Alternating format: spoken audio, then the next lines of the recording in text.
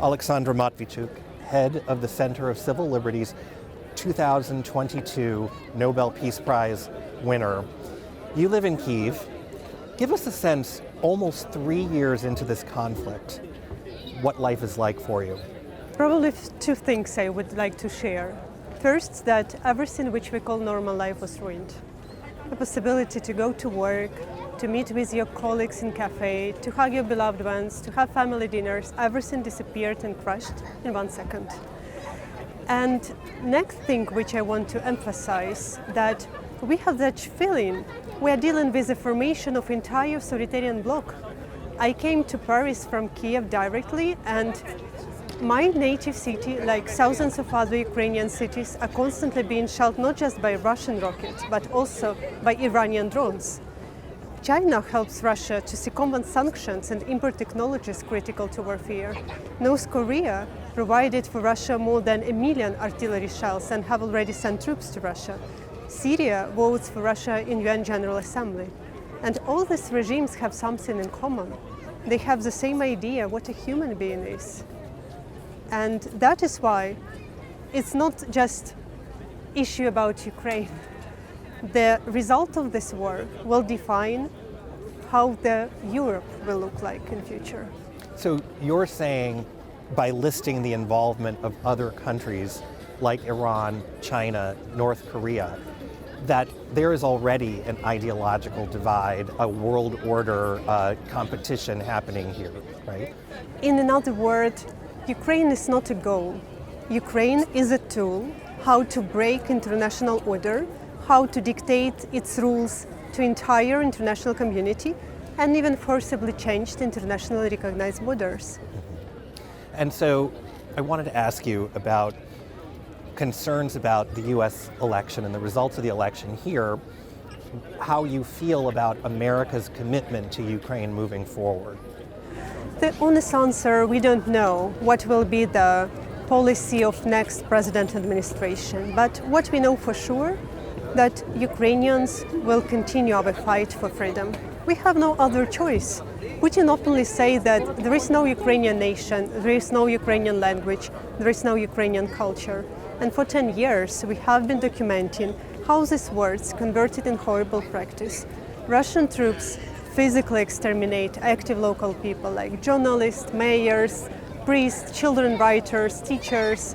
They ban Ukrainian language and culture. They forcibly take in Ukrainian children to Russia to bring them up as Russians. So if we stop fighting, it will be no more us.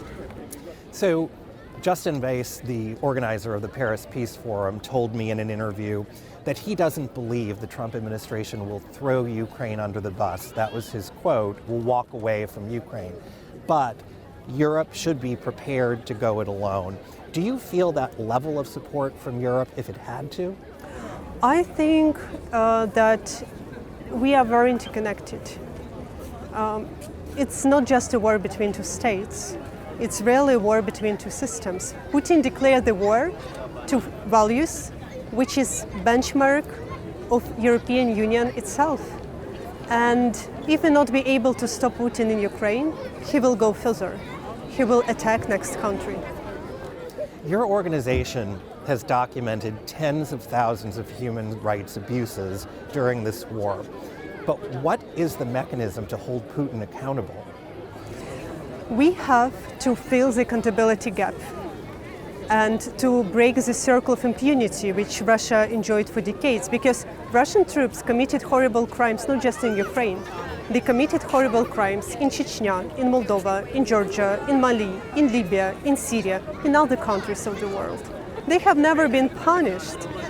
They really believe they can do whatever they want. Russia for decades uses the war as a tool how to achieve its geopolitical interests.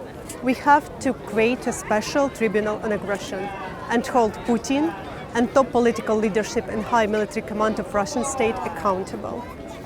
Do you worry that as this war now enters a third year, Putin is becoming normalized again in how people are reacting to him? For example, the UN Secretary General Antonio Guterres appearing in Kazan at the BRICS conference. For sure, I want Secretary of General to be in Kazan only for the purpose to give Vladimir Putin the arrest warrant of International Criminal Court, because last year International Criminal Court opened the criminal case against Vladimir Putin and labeled him as the biggest child kidnapper in the world. And this is not political, it's judicial accusation and statement.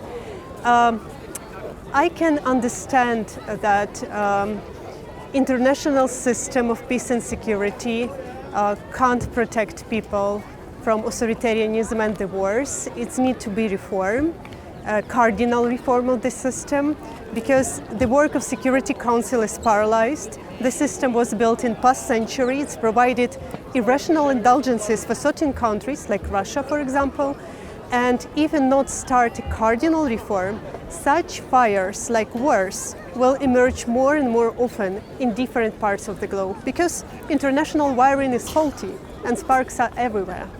My final question, what do you think is the most misunderstood aspect of what's happening in Ukraine right now?